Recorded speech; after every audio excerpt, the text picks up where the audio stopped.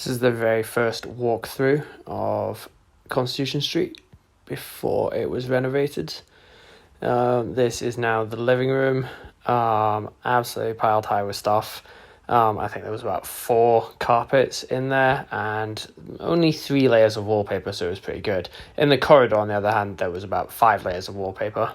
That is just absolutely chock full behind that board, hiding the door to the outside. That is the world's most useless cupboard that you can't see in this video because it's very dark.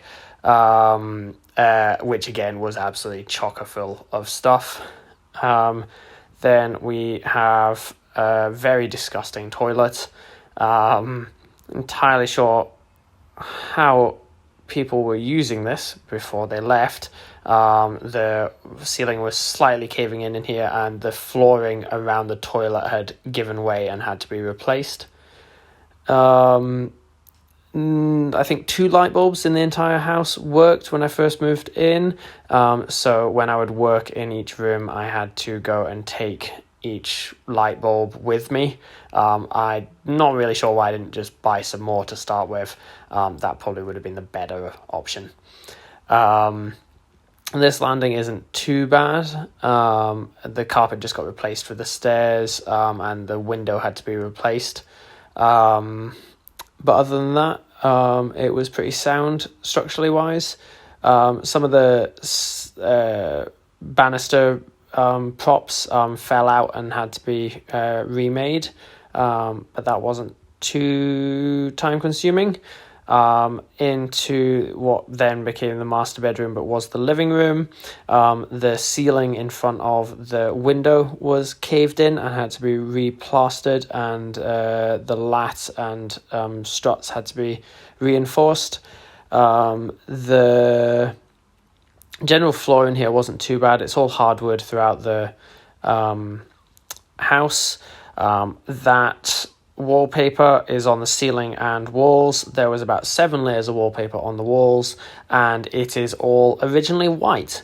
That is nicotine in everything. There was a thoroughly disgusting job doing that. Also, the carpets in here, I think there was about 7 layers. That was an awful lot to get rid of, and very time consuming.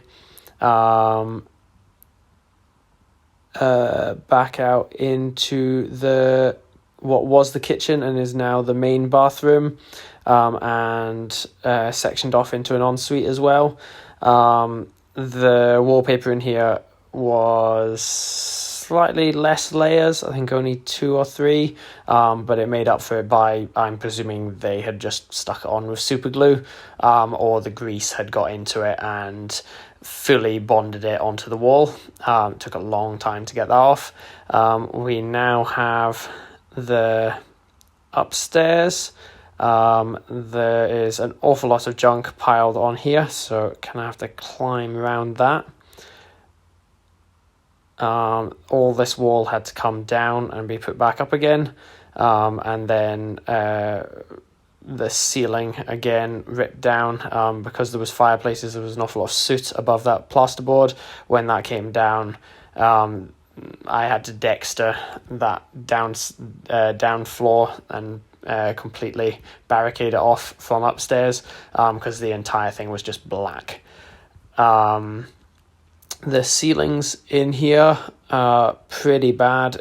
All of the walls, all of the ceilings had to come away and be put back up again, because of the leaky roof, which then also was bitumen tar at the time and has now been replaced with fiberglass.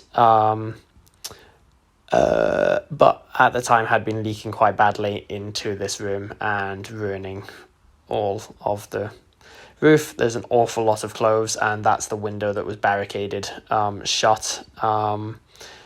In this smaller room, again, everything was pretty much water damaged.